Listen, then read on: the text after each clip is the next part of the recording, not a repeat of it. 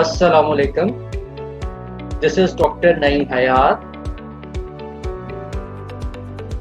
and we are here. I am here actually on the request of Dr. Muheed Khan to have a live interactive session with student in the University of Faisalabad, Pakistan, as well as different researchers around the globe to interact for the sake of understanding the research designing. So it is actually a first session, and here we are discussing the research designing, understanding the research gap. So nearly for 30 to 40 minutes we have the session where actually I am delivering the presentation regarding the research design. What are the different attributes of the research design that researcher have to keep in mind, as well as some understanding of the research gap, then identifying the different 7 research gap identified in the literature as the fundamental criteria to have in our research to make it worthwhile research. From where we can have the research finding from the previous literature, and how we can do some kind of in-depth literature understanding or review so that to come up with our own research plan. So this is the agenda for today, and I am going to start it right now in front of you so that we can have that understanding. A good research. What is a good research? So certainly this question triggering or moving the researcher around the globe, and certainly there is no one right answer available. So there are certain characteristics, certain attributes that a research have to have, so that a research can be categorized as a good, a great, or you can say acceptable. So our research is all about having a purpose. So research have to have an objective. Research have to have a question to answer. Because if you are not able to answer a question, so certainly it looks sometimes worth. It is not considered to be a worthwhile idea to pursue. So it's better that we have to have a research purpose, research objective. The context. It is important that we are not, most of the time, we are not doing the global research. Mostly we are doing the contextual research at a certain time frame, in a certain geographic location, in a certain industry that is contextual. Research have to have some merits, it have to have some rigorous process to follow. It have its own objective towards its merit or its understanding that how much rigorous it is. As well as one of the prime objective of good research that it enhance the knowledge. Knowledge in terms of its sometimes the boundaries, sometimes its application, sometimes its managerial aspect, and sometimes the technique of the research. Testability. Again, most of the research are categorized good if it is testable. It means it can be having something that is, you can say, describe an idea that is testable and replicable as well. It can be done by other people as well. It means it have the testability and replicability. Relevance. It is the most important, to me it is the most important thing, that it have to have relevance. Again, many researchers around though they are asking how our research is relevant.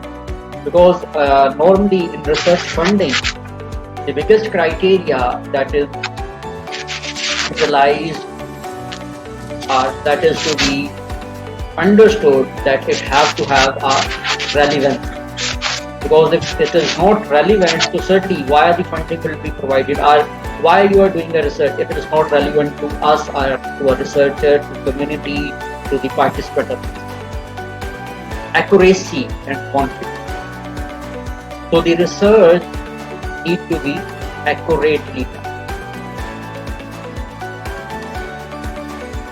as well as it needs to be done in a manner that it gives you confidence, that understanding of the method, understanding of the technique utilized, the model utilized, the data collection technique, these all things must be done in a confidence, so that everyone who can look into, they understand that this is the research that is accurately done and with the confidence.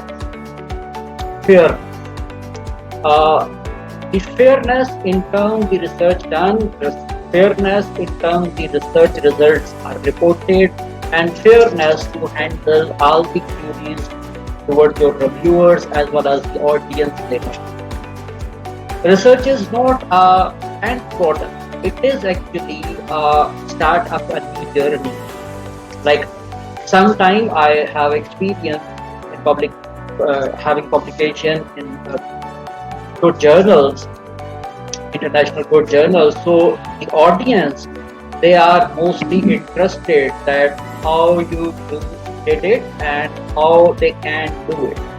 It means that it is actually fairness provided in any manner, so that it can be replicable, people can understand, as well as the audience, the respondent are given a fair chance to respond, as well as certain different criteria to follow. These are like researcher respondent consent must be sorted, as well as the research body, local research body, that must be having a permission, granting permission to the research to be done. Generalizability. Again, we want our research to be generalizable, that it have to be applicable, it have to be understandable by the people, and they can use it for, again, for future work. The last criteria, again, this is not complete, because there are many more criteria and characteristics or attributes that can be attached to the good research. Parsimony, it means that it need to be easily done, understandable. It need to be done in a manner that people can understand, and people can actually make a conscious effort that it is done in a right way. So these are some of the characteristics of the good research. In a good research, as I told, purpose, objective, sometimes called as aim. So we need to understand that what that aim is that actually pursue, or to be called as a research gap. Sometimes a research problem, research agenda, problem statement, having a valid justification of the research, it is actually linked to the research gap. Urgency, relevancy, practical, and justified. So certainly from where it came, it always came from literature. And many times when we are doing the practical kind of research or business research, so they can be on ground as well. So a research problem categorized from the context in which it is occurring, and it is actually urgency, that looking for a right answer to provide it to the community of practitioners to make a decision that may validate or necessitate the managerial action. It needs to be justified. So a research gap is maybe having a different meaning. Maybe you called it a research gap, but for some people it may not be. So sometimes a researcher called is a research gap is in the eye of the beholder. Thirdly, researcher job is to provide enough scope for their research to a problem statement, research agenda, or a problem that they think that need an answer. So literature actually describe there are 7 kind of the research gap that can be categorized a research gap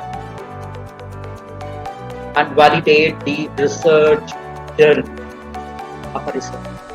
And mostly in MPhil or PhD study, we have to have a valid research gap. So what are the research gap or different types of research? Evidence gap. It is normally when we are dealing with the literature, so there are contradictory evidence available in the literature. Some researchers are providing a positive relationship between two variables. Sometimes they are describing insignificant positive relationship between the variables.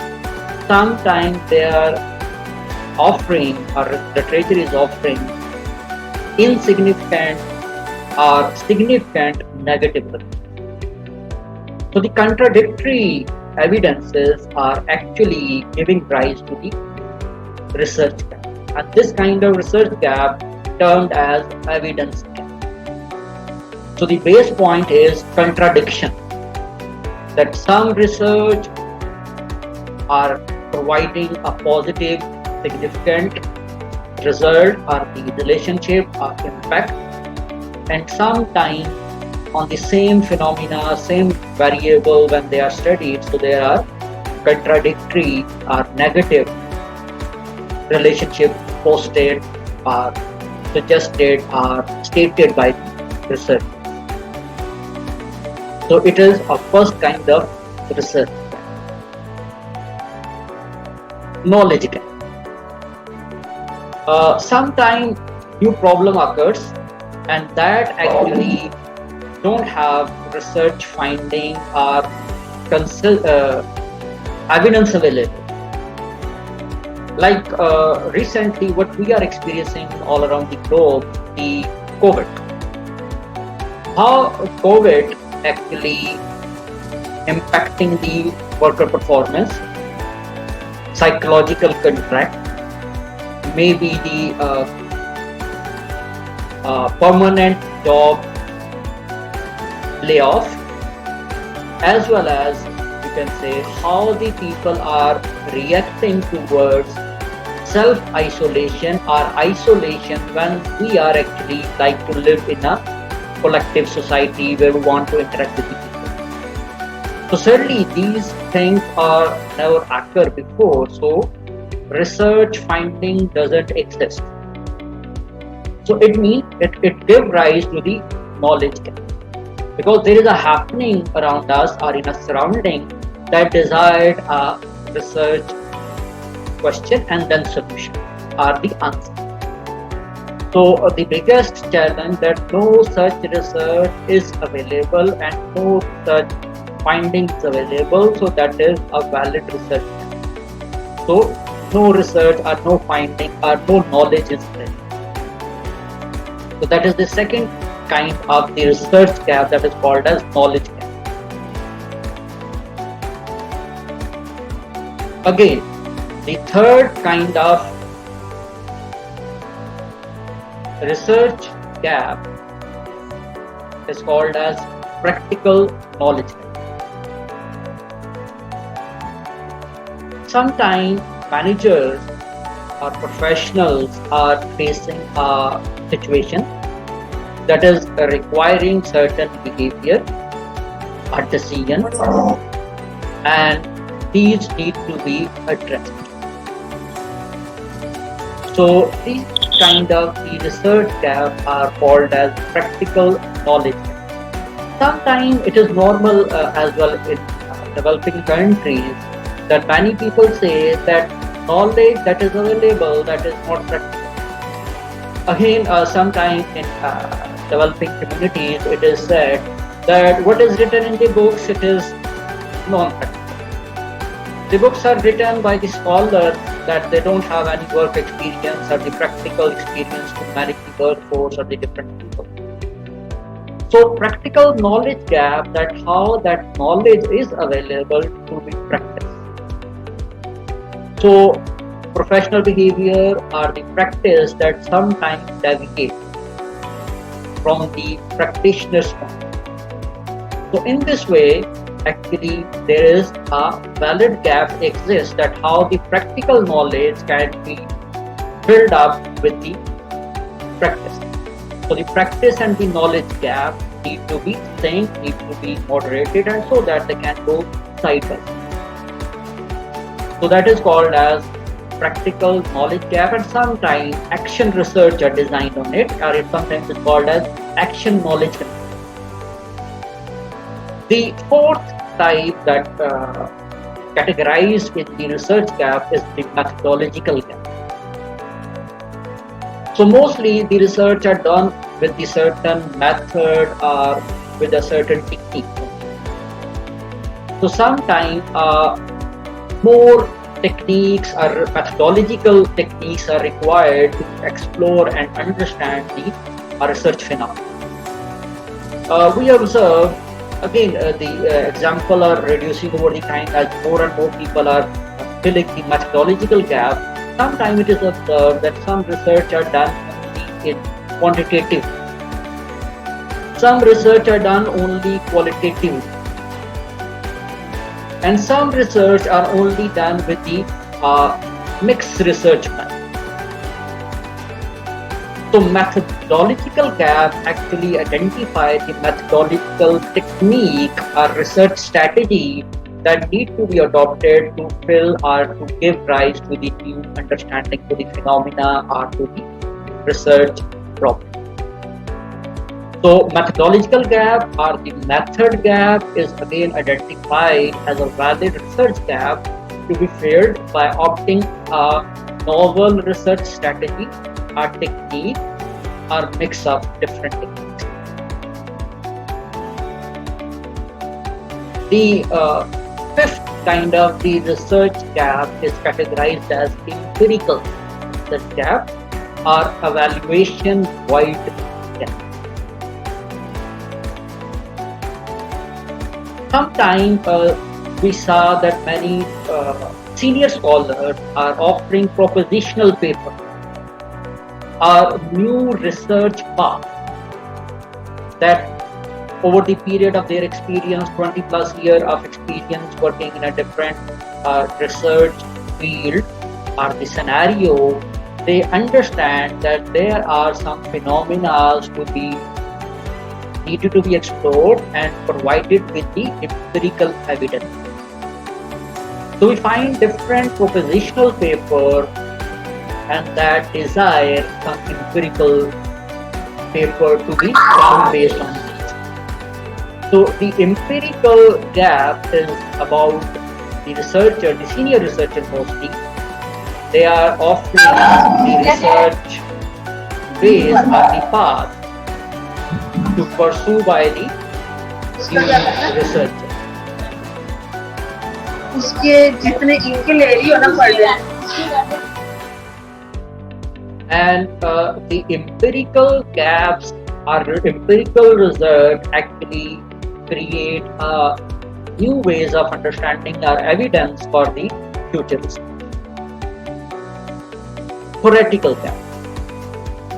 Again, while understanding or doing the methodological understanding of the gap, so we are seeing that in a research framework or research scenario, a research phenomena is only discussed with 1, 2, or 3 theories. So there must be a new theoretical gap evolved that a new theory must be utilized to understand the phenomena. Like you can say in general behavioral theory, what we saw that theory of planned behavior utilized. It may be utilized for the employee behavior, for adoption of agreed behavior, as well as other behavior that occur among the community. Like in adoption theory. So if we are understanding adoption process, so it is good to utilize the theory of planned behavior. So why not to move towards the technology adoption theories? So technology adoption theory utilized in understanding the building of the social phenomena is one way to actually fill the wide gap of theory. Like value belief norm theory that is mostly utilized in the green behavior.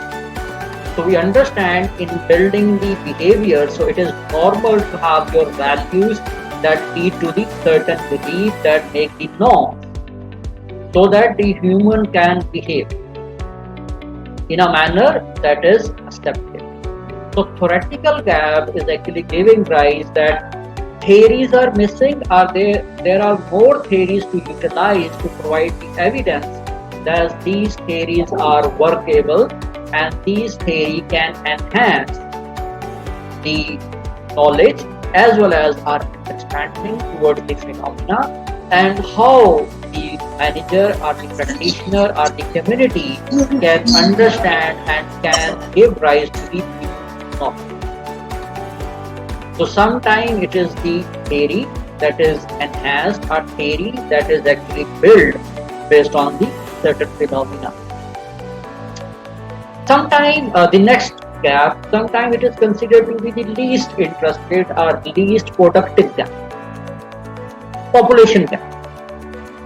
That sometimes research is done in a certain context, like in Pakistan or in developing countries, and you replicate that research, same model, same everything, to another country like in Turkey, like in Malaysia.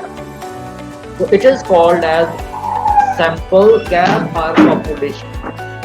Sometimes it is called as contextual gap. That the context that needs to be changed so that to improve or increase the research possibility. So it is called as population or context. So these are 7 of the valid research gaps as documented in literature: evidence gap, knowledge gap, practice knowledge gap, methodological gap, empirical gap, theoretical gap, and population.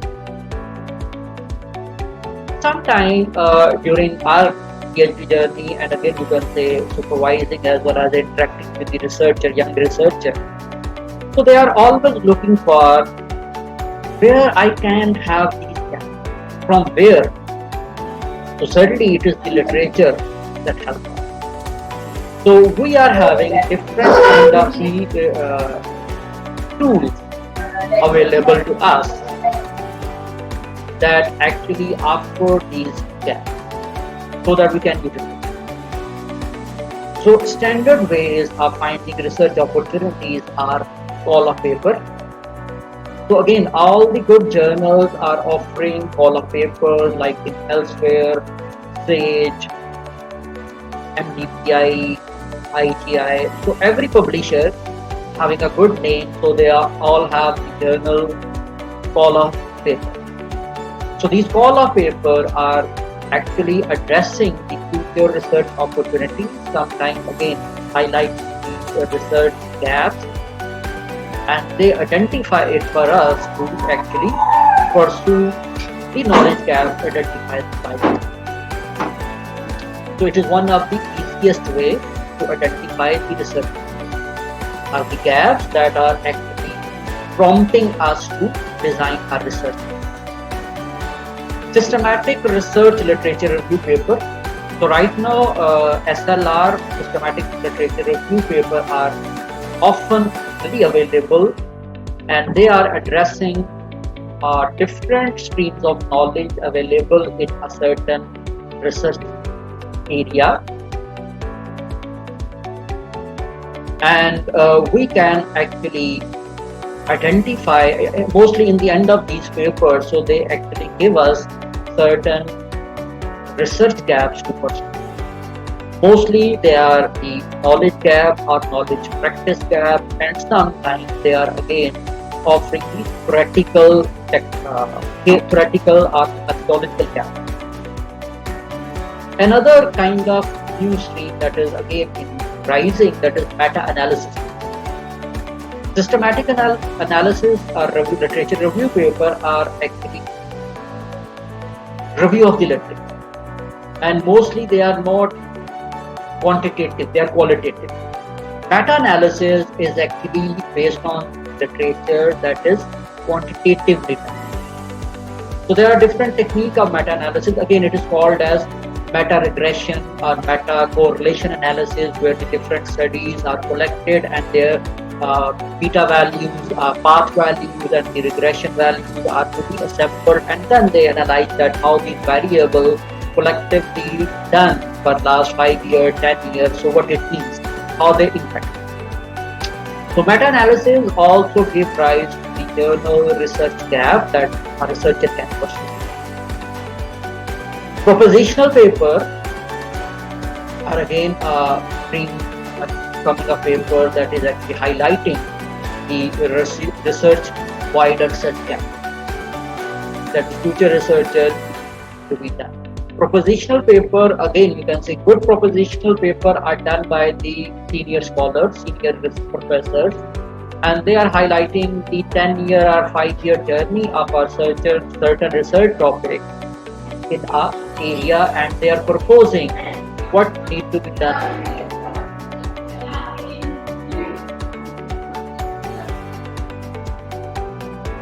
Another kind of research gaps that we mostly found in the journal research. So mostly as researcher we read paper every day, and at the end of every paper in the conclusion section, so most of the researchers are offering research limitation as well as research future opportunities. So these are some of the research gaps that the journal papers are offering. So these are ready-made solutions, a ready-made offering of the research gap. Again, sometimes they are not available. So what we need to do? We need to do it ourselves. So the extensive way of finding research gap is doing your own systematic literature. So mostly in PhD or in MPhil, so it is advised to the student have to have 400 plus research paper inventory that is not older than 5 years, so have to have in your hand. And if you are good enough with your planning and research understanding, so you can plan a systematic literature review for yourself to come up with the research gap. You may come up with 5, 6, 7 or maybe more than that research gaps that you think based on your systematic literature review that it needs to be addressed in a future research opportunities, or maybe in your own research journey like PhD. If you have these 200 or 300 paper, so there are many quantitative paper available, and based on these qualitative paper understanding, you can design a meta-analysis study. So your meta-analysis study is actually give rise to journal research gaps that you think valid to pursue. Normally in research literature understanding, what we come up with the content analysis. What we think, what is done, what is not done, what need to be done in future, and you may opt it for your research problem or research gap that you can pursue with your PhD or MPhil. Then journal literature review. So journal literature review is a different thing than the systematic literature review, because systematic is a word that differentiates between the normal literature review and the systematic literature review. Systematic literature review is actually to be done in a system. It means you have to have a system, you have to have a query, you have to have a certain research paper that you are actually pursuing, or you can say probing, and then you come up with the final list of the paper that you study and then understand to come up with the research gap, or maybe you can say the research void that you want to pursue. But in a journal literature review, we are actually not going in depth, and we are not doing a systematic understanding of the literature. It is a journal literature review. We want to understand the process, or what is done, what is not done, and probable understanding what need to be. So journal literature review give rise to the research gap, but again, they are not holistically done. That's why sometimes they are not considered to be a valid research gap. But in PhD or in MPhil, in your own journey, you can pursue, and if your supervisor or supervisory committee can understand, so it can be understood that it is a valid research gap you are pursuing, because they give you permission. And then actually for your content analysis, so certainly there is no boundary available, no system available, so that's why they are loosely done. But systematic literature review or meta-analysis need to be done with a system and a certain understanding and the process or system, like it is a methodology. So in that methodology, you pursue your research later on, so that you can come up with a research gap that you want to pursue in your future research. So I am here actually give you a snapshot of different kind of the papers that are available in freely available sometime or in a paid level, so you can have access to them and can, like literature review of the technology adoption model, so it gives rise to what is done with the technology adoption model and what needs to be done, giving rise to the theory research. Bibliometric kind of analysis of the 25-year of certain topic papers are coming forward mostly, and they give rise to the 25-year history, sometimes 10-year history of a certain topic, and they are offering research opportunity for the researchers. These are example of the call of paper, like QCA qualitative analysis, comparative analysis, that is give rise to the causal relation, which is new kind of technique. It can be categorized as methodological, filling the gap. Systematic, it is an example of systematic literature review, the driver of adoption of eco-innovation. Ecological innovation, how it has happened. So in this paper, they actually take 96 paper from Web of Knowledge, and they probe them that what is their need to be. There are some papers that are actually offering a research gap in terms of their meta-analysis. So meta-analysis again based on the previous literature and mostly quantitative. Sometimes people are examining a certain theory, its application, like unified theory of acceptance and use of technology. So nearly 5,000 citations are there for this theory. So it gives rise to understand where it is utilized, why it is utilized, and what are the findings. So in this way, there are many options available to the researcher to come up with the research gaps that can give rise to a valid research problem to start your research journey. So this is from my side. Next we have the chit chat, answering your question, and we can come up with next session that is actually answering your question and taking up your question.